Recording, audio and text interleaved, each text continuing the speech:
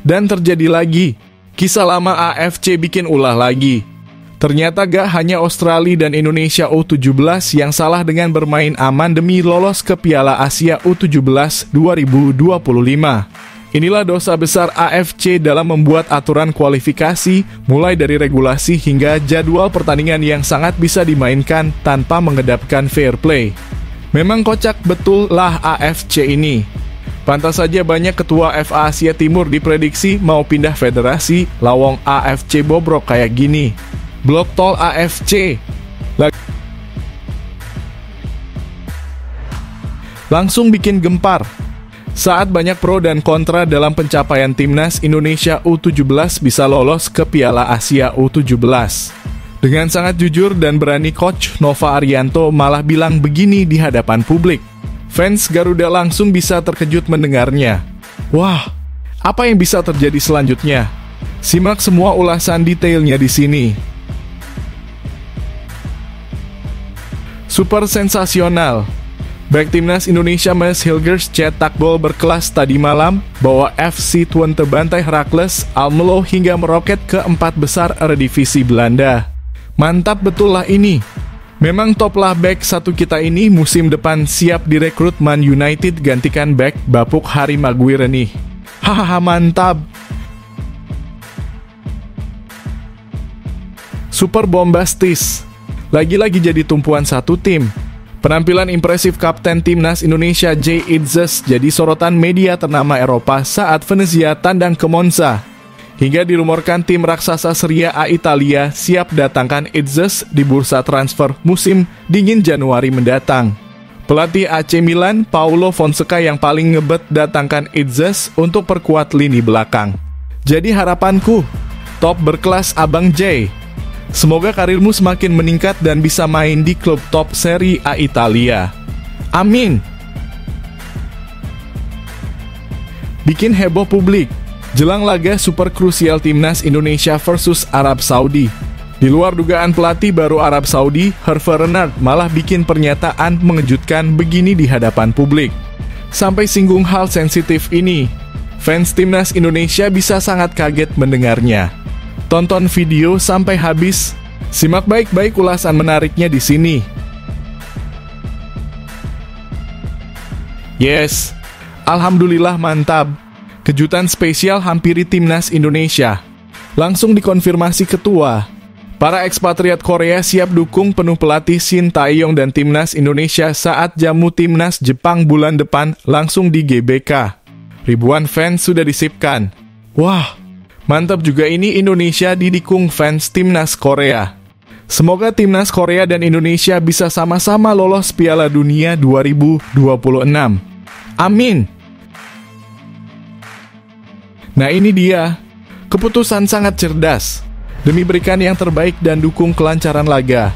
Pengelola GBK terus fokuskan persiapan agar bisa berikan rumput terbaik di laga super krusial Indonesia versus Jepang dan Arab Saudi bulan depan. Apa yang bisa terjadi selanjutnya? Simak fakta bahagianya di sini. Semakin ngenes dan menyedihkan. Seakan gak punya harga dirinya. Sudah upayakan segala cara, ternyata secara mengejutkan 4 tim calon lawan timnas Malaysia di laga uji coba FIFA Matchday bulan depan. Sampai ada tim antah berantah pun ikut menolak. Wah, kok bisa kocak begini? Hahaha. Simak semua fakta lengkapnya yang bisa buat kamu geleng-geleng kepala mendengarnya.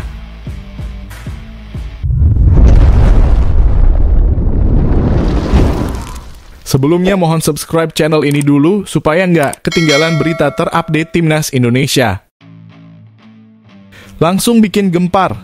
Saat banyak pro dan kontra dalam pencapaian timnas Indonesia U17 bisa lolos ke Piala Asia U17. Dengan sangat jujur dan berani Coach Nova Arianto malah bilang begini di hadapan publik.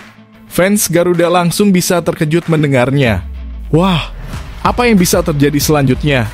Simak semua ulasan detailnya di sini. Pelatih timnas Indonesia U17, Nova Arianto membuat pengakuan mengejutkan setelah laga imbang antara Indonesia U17 dan Australia U17. Di laga pamungkas grup G kualifikasi Piala Asia U17 2025. Pertandingan yang berlangsung pada minggu kemarin di Abdullah Al Khalifa Stadium Kuwait berakhir tanpa gol dan memunculkan pro kontra karena dianggap tidak mencerminkan semangat fair play. Banyak pihak mengkritik jalannya pertandingan yang terlihat minim serangan dengan kedua tim seolah hanya bermain aman untuk memastikan kelolosan. Nova mengakui bahwa hasil imbang ini mengantarkan Garuda Asia ke putaran final Piala Asia U17 2025 sebagai runner-up terbaik. Namun ia secara jujur menyatakan ketidakpuasannya terhadap penampilan timnya dan mengakui bahwa performa tersebut masih jauh dari harapannya. Saya merasa masih banyak yang perlu diperbaiki. Walaupun kita berhasil lolos, permainan tadi bukanlah yang terbaik dari kami, ujar Nova dalam pernyataannya. Pertandingan tersebut sempat menuai kritikan karena dianggap membosankan dan minim dinamika dengan kedua tim lebih banyak memainkan bola di area sendiri ketimbang berusaha mencetak gol.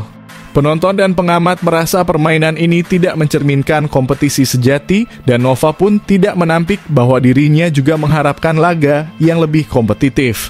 Kita harus bangga bisa lolos, tapi saya ingin kita bisa menunjukkan permainan yang lebih berkualitas di Piala Asia nanti, tambah Nova. Nova Arianto juga menekankan pentingnya evaluasi menyeluruh bagi Garuda Asia. Meskipun bangga dengan kerja keras dan keberhasilan tim mencapai target lolos, ia berharap tim bisa tampil lebih baik dan mengembangkan gaya permainan yang lebih menyerang saat tampil di Piala Asia U17 2025. Baginya, laga ini harus menjadi bahan introspeksi yang serius. Jika kita ingin bersaing lebih jauh di Piala Asia nanti, kita perlu tampil lebih solid dan berani memperbaiki setiap kesalahan yang terlihat di laga ini, ucap Nova. Nova tetap menyampaikan apresiasinya kepada seluruh komponen tim, mulai dari pemain, staf pelatih, hingga ofisial yang telah bekerja keras sepanjang kualifikasi. Saya mengapresiasi semua yang telah terlibat dalam proses ini. Ini adalah hasil kerja keras kita bersama dan kita patut merasa bangga bisa sejajar dengan tim-tim muda lainnya yang telah lolos ke Piala Asia, ungkapnya. Nova juga mengaku bahwa keberhasilan timnas Indonesia U17 lolos ke Piala Asia menjadi momen yang sangat berarti. Seiring dengan prestasi serupa yang dicapai oleh timnas senior dan U20 sebelumnya. Baginya, pencapaian ini memberikan motivasi bagi tim muda untuk terus berlatih dan bermain demi membawa harum nama bangsa di level Asia. Keberhasilan tim senior dan U20 jadi motivasi besar bagi kami. Sekarang giliran kami untuk mengukir prestasi di ajang Asia, tegas Nova. Meski merasa belum puas dengan kualitas permainan, Nova tetap bersyukur dan menyebut keberhasilan lolos ke Piala Asia sebagai langkah awal yang penting. Dengan persiapan yang matang dan peningkatan performa, Nova optimistis Garuda Asia akan mampu tampil lebih baik di Piala Asia U17 2025 yang akan digelar pada 3 hingga 20 April mendatang. Syukurlah kami bisa lolos, tapi kerja keras belum selesai. Masih ada banyak yang perlu kami benahi untuk menghadapi tantangan yang lebih besar di Piala Asia nanti, tutupnya. Dengan pernyataan ini, Nova berharap timnas U17 dapat mengambil pelajaran dari pengalaman di kualifikasi dan menunjukkan performa yang lebih kompetitif di putaran final, agar benar-benar dapat bersaing dan membanggakan Indonesia di pentas Asia.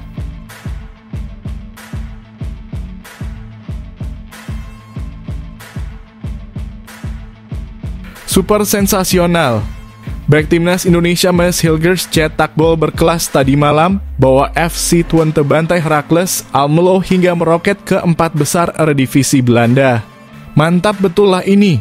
Memang top lah back satu kita ini musim depan siap direkrut Man United gantikan back Bapuk Hari Maguire nih.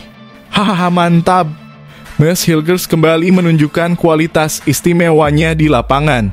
Tidak hanya tangguh dalam bertahan, namun juga mampu mencetak gol krusial yang membantu FC Twente meraih kemenangan telak dan mengamankan posisi 4 besar di Liga Belanda 2024-2025. Dalam laga kontra Heracles Almelo di Stadion De Grootvesten pada minggu kemarin, bek berbakat ini menjadi salah satu sosok penting bagi timnya, dan penampilannya menggarisbawahi potensinya yang telah memperkuat timnas Indonesia demi mengejar target lolos ke kualifikasi Piala Dunia 2026. Bermain di kandang sendiri, FC Twente didukung penuh oleh supporter setia mereka yang memberikan keuntungan besar saat mereka mendominasi permainan dengan penguasaan bola mencapai 61%. Tim besutan Joseph Oosting ini berhasil menciptakan 21 tembakan dengan 9 diantaranya tepat sasaran, menunjukkan intensitas serangan yang konsisten. Sementara itu, Heracles hanya mampu membalas dengan 1 tembakan tepat sasaran dari total 4 percobaan mereka. Mees Hilgers mencatatkan namanya di papan skor pada menit ke-59. Memanfaatkan umpan sepak pojok dari Michel Flapp, Hilgers dengan sigap melakukan sundulan akurat yang menaklukkan penjaga gawang lawan. Dalam laga ini, FC Twente berhasil menang telak 5-0. Dengan kemenangan ini mengantarkan FC Twente ke posisi keempat klasemen, sementara Liga Belanda mengumpulkan total 18 poin dari 10 pertandingan. Dengan catatan 5 kemenangan, 3 hasil imbang, dan 2 kekalahan sejauh musim ini, performa Twente tetap stabil. Dan kontribusi Mees Hilgers semakin mengukuhkan reputasinya sebagai bek andalan yang tak hanya kuat dalam pertahanan, tetapi juga memiliki insting menyerang yang tajam. Kualitas Hilgers yang terus berkembang menunjukkan bahwa ia adalah pemain yang sangat dibutuhkan timnas Indonesia untuk memperkuat lini belakang dan menghadirkan kekuatan baru dalam upaya lolos ke Piala Dunia 2026.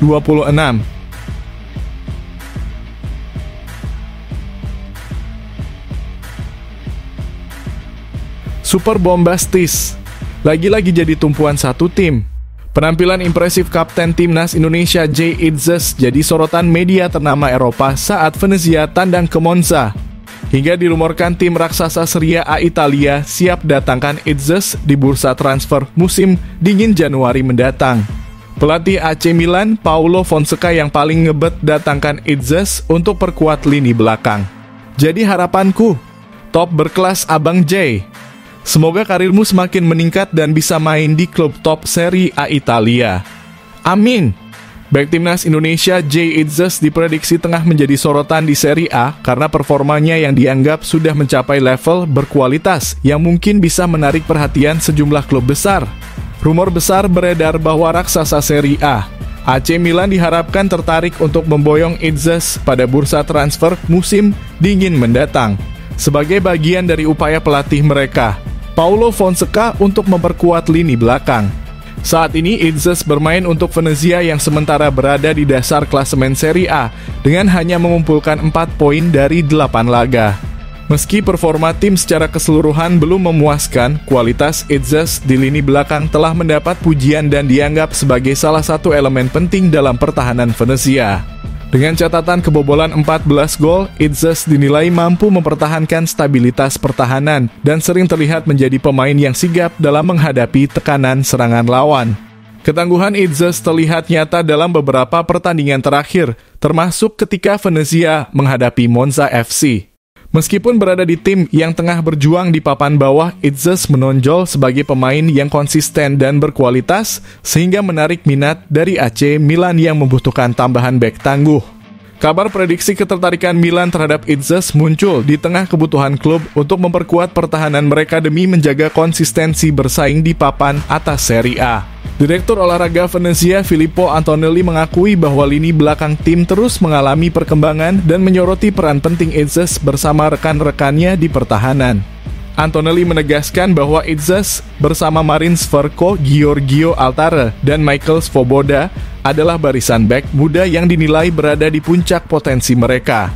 Keempat bek ini masih muda namun sudah berada pada fase puncak mereka dan mereka layak dipertahankan, ujar Antonelli. Namun mengingat harapan minat dari klub besar seperti AC Milan, tidak menutup kemungkinan bahwa Itzes bisa pindah jika ada tawaran menarik yang sesuai dengan visi dan ambisinya. Jika memang AC Milan diharapkan serius mendatangkannya, Itzes berpotensi untuk segera bergabung dengan tim Paulo Fonseca pada Januari mendatang, memberi Milan dorongan baru di sektor pertahanan.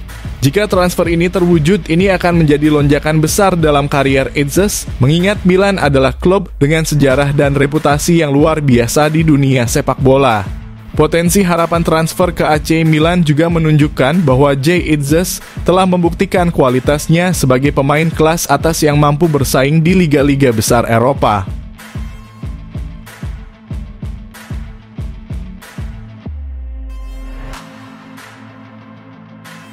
bikin heboh publik.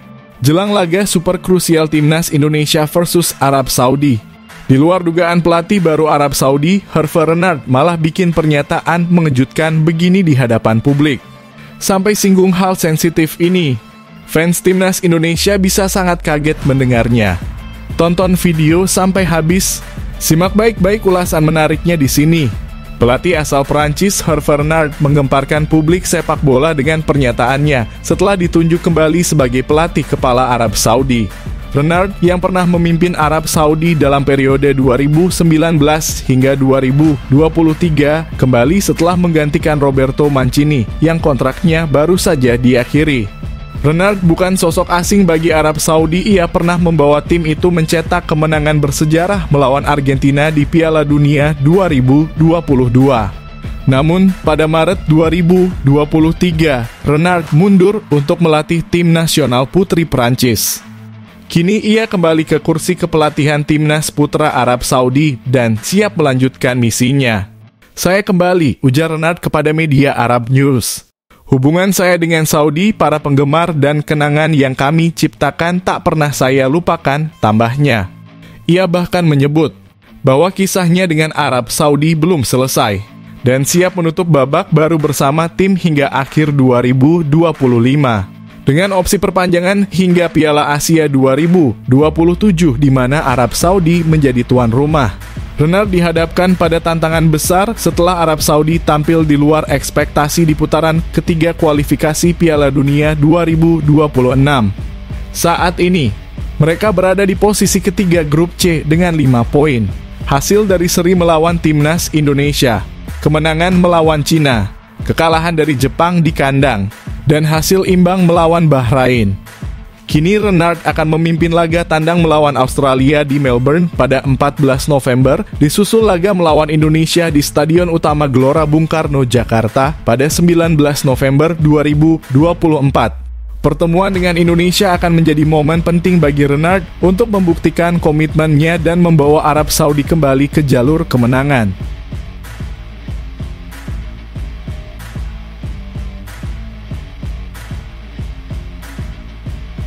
Yes, alhamdulillah mantap.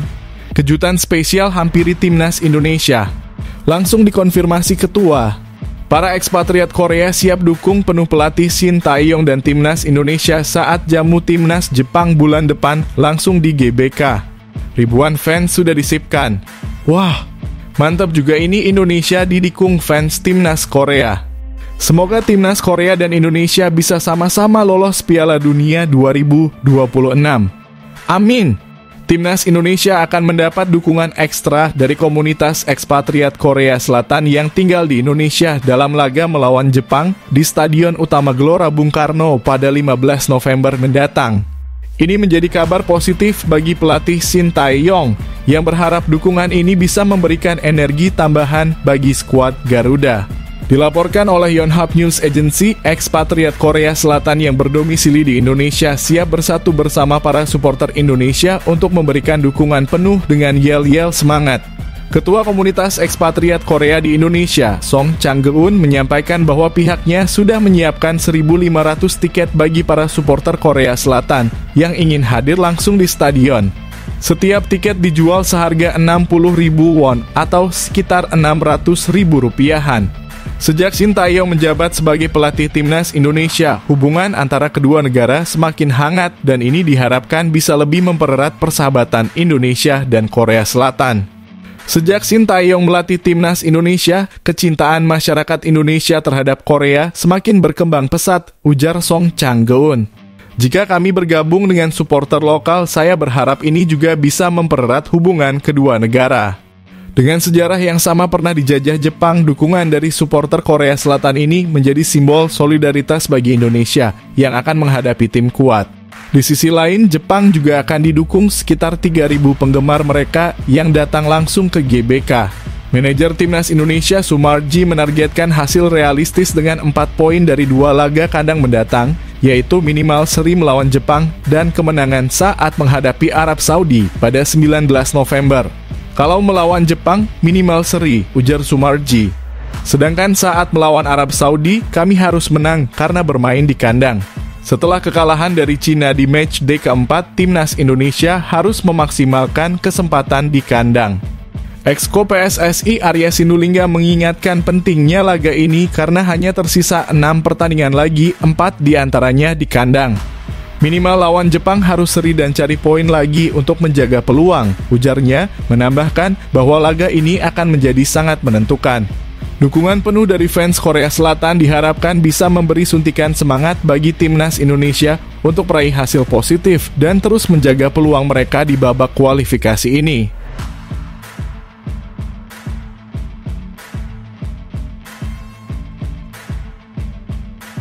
Nah ini dia, keputusan sangat cerdas, demi berikan yang terbaik dan dukung kelancaran laga. Pengelola GBK terus fokuskan persiapan agar bisa berikan rumput terbaik di laga super krusial Indonesia versus Jepang dan Arab Saudi bulan depan. Apa yang bisa terjadi selanjutnya? Simak fakta bahagianya di sini. Menjelang pertandingan besar antara timnas Indonesia dan Jepang pada 15 November 2024, pengelola Stadion Utama Gelora Bung Karno menjalankan persiapan intensif untuk memastikan kondisi rumput yang prima. Langkah ini diambil agar para pemain timnas Indonesia bisa dengan mudah menerapkan strategi permainan teknik kaki ke kaki yang diandalkan oleh pelatih Shin Tae-yong, yang dikenal menekankan permainan cepat dan umpan pendek yang membutuhkan kondisi lapangan optimal. Rumput GBK akan dijaga ketat dan tidak dipakai dalam beberapa waktu sebelum laga sebagai bagian dari kesepakatan antara PSSI dan pengelola kompleks Gelora Bung Karno. PSSI telah berkoordinasi dengan pengelola GBK untuk memastikan bahwa lapangan utama tidak digunakan untuk kegiatan lain menjelang laga, termasuk menolak penggunaan stadion oleh Persija Jakarta dalam laga Liga 1 melawan Madura United pada 6 November 2024. Macan Kemayoran kini mencari stadion alternatif untuk laga tersebut mengingat Jakarta International Stadium juga tidak memungkinkan dipakai karena masalah pada kondisi rumputnya. Langkah ini dilakukan dengan tujuan menjaga rumput GBK tetap optimal bagi dua laga penting timnas Indonesia dalam kualifikasi grup C putaran ketiga Piala Dunia 2026 zona Asia melawan Jepang dan Arab Saudi pada 19 November. Sekjen PSSI Yunus Nusi menyatakan bahwa kondisi rumput GBK saat ini sudah berada dalam kondisi bagus dan siap mendukung kualitas pertandingan. Sejauh ini rumput sudah bagus. Sudah lama juga tidak dipakai, jelasnya. Yunus menegaskan bahwa keputusan untuk tidak menggunakan GBK bagi kegiatan lain hingga kedua laga ini selesai merupakan kesepakatan antara PSSI dan PPK GBK. Persiapan matang ini diharapkan mendukung performa maksimal timnas Indonesia saat menghadapi lawan tangguh seperti Jepang. Dengan rumput yang terjaga, permainan berbasis teknik umpan pendek yang dirancang Shin Tae-yong diharapkan bisa berjalan lancar. Dukungan dari pengelola stadion ini juga menunjukkan komitmen serius untuk memberikan tim nasional peluang terbaik meraih hasil positif di kandang. Sementara itu di laga kualifikasi yang akan digelar di GBK ini, timnas Indonesia menargetkan 4 poin, yaitu minimal meraih hasil seri melawan Jepang dan kemenangan saat melawan Arab Saudi. Dukungan maksimal dari para pendukung timnas Indonesia dan kondisi lapangan yang ideal diharapkan bisa membawa energi dan motivasi tersendiri bagi para pemain.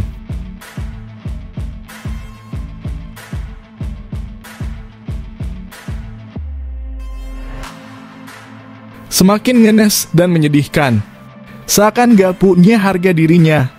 Sudah upayakan segala cara, ternyata secara mengejutkan 4 tim calon lawan timnas Malaysia di laga uji coba FIFA Matchday bulan depan. Sampai ada tim antah berantah pun ikut menolak. Wah, kok bisa kocak begini? Hahaha. Simak semua fakta lengkapnya yang bisa buat kamu geleng-geleng kepala mendengarnya. Timnas Malaysia tampaknya mengalami tantangan besar dalam mencari lawan untuk FIFA Matchday bulan November mendatang. Seakan kehilangan pamor, tim Harimau Malaya hanya memiliki sedikit opsi setelah banyak negara yang enggan bertanding melawan mereka. Asosiasi Sepak Bola Malaysia sebelumnya telah mengumumkan rencana laga uji coba melawan India pada 14 November dengan pertandingan kedua dijadwalkan di India pada 19 November. Meski begitu, Malaysia masih kekurangan 1 lawan untuk melengkapi jadwal pertandingan uji coba mereka. Sekretaris Jenderal FAM Datuk Nur Asman Rahman mengonfirmasi bahwa pihaknya berusaha keras untuk memastikan Malaysia menjalani 2 laga uji coba dalam periode FIFA Matchday ini. Mengumpulkan poin dari pertandingan persahabatan ini dinilai penting demi memperbaiki peringkat FIFA mereka yang kini berada di posisi 133 dunia. Setelah sebelumnya kalah telak 0-4 dari Selandia Baru pada bulan Oktober lalu. Upaya FAM mengundang sejumlah negara ternyata tidak berjalan lancar. Sebelumnya, 8 negara dari kawasan Oseania menolak ajakan laga uji coba dari Malaysia. Kini FAM kembali menghadapi kendala karena 4 negara Asia Selatan yang sebelumnya dipertimbangkan sebagai calon lawan Afghanistan, Nepal, Maladewa, dan Bangladesh sudah memiliki agenda pertandingan lain. Nepal dan Afghanistan misalnya akan bertanding melawan Tajikistan pada pertengahan November di Dushanbe, sementara Maladewa dan Bangladesh berhadapan di Dhaka pada tanggal yang sama. Dengan terbatasnya pilihan, timnas Malaysia kini hanya memiliki opsi dari 3 negara Asia Selatan lainnya, Bhutan, Sri Lanka, dan Pakistan. Ketiga negara ini berada di peringkat FIFA yang cukup rendah, yaitu 182, 198, dan 203 dunia. Pertandingan ini diharapkan dapat menjadi persiapan menjelang ASEAN Cup 2024 yang akan digelar pada Desember mendatang, di mana Malaysia akan bersaing di grup A bersama Thailand, Singapura, Kamboja, dan Timor Leste. Di tengah keterbatasan pilihan lawan tanding, skuad Harimau Malaya tetap bertekad untuk memaksimalkan laga-laga uji coba ini agar mampu meningkatkan performa dan ranking mereka.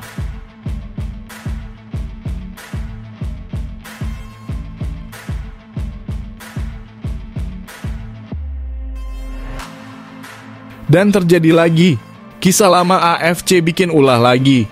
Ternyata gak hanya Australia dan Indonesia U17 yang salah dengan bermain aman demi lolos ke Piala Asia U17 2025.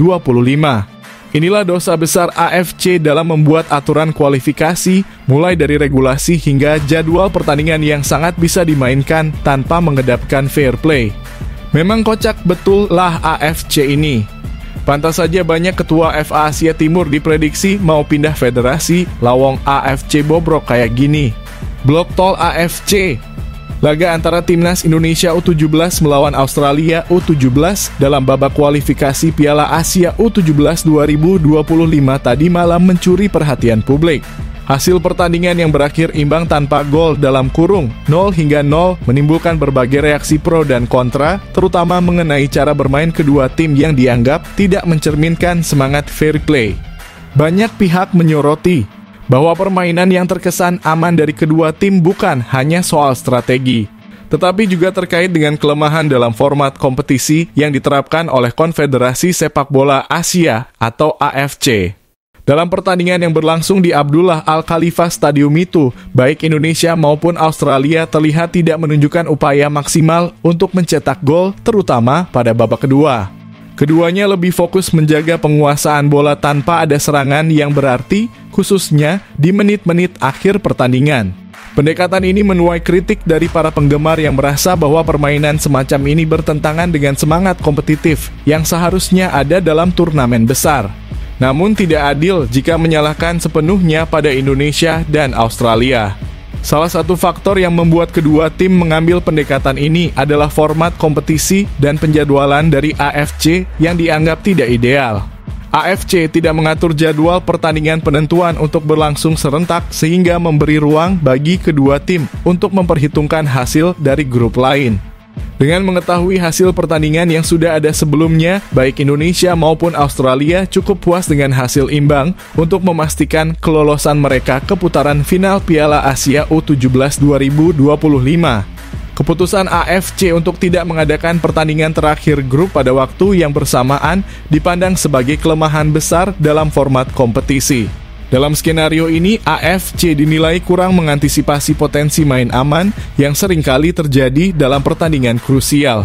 Banyak yang berpendapat bahwa jika jadwal pertandingan lebih terstruktur dan berlangsung serentak, setiap tim akan merasa lebih terdorong untuk bermain kompetitif hingga menit akhir, tanpa terpengaruh oleh hasil laga di grup lain.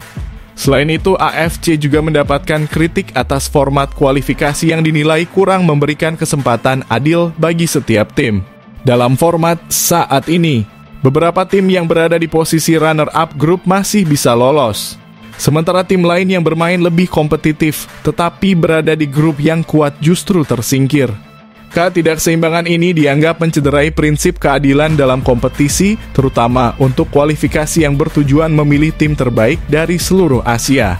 Kritik-kritik ini telah mendorong banyak pihak untuk mendesak AFC agar melakukan evaluasi menyeluruh terhadap sistem dan format kompetisi mereka.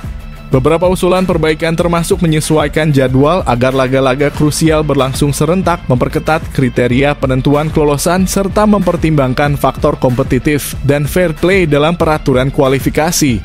Dengan perubahan yang lebih baik, diharapkan setiap tim bisa tampil maksimal tanpa harus mengandalkan hasil tim lain atau memikirkan peluang bermain aman. Meskipun laga Indonesia U17 versus Australia U17 berakhir tanpa gol dan memicu kontroversi, momen ini juga menjadi pengingat bahwa pentingnya keadilan dalam sepak bola bukan hanya tanggung jawab tim yang bertanding, tetapi juga regulator seperti AFC. Jika sistem kompetisi diperbaiki, kejadian serupa dapat dihindari di masa depan dan setiap tim akan terdorong untuk menampilkan performa terbaik demi menjaga integritas olahraga.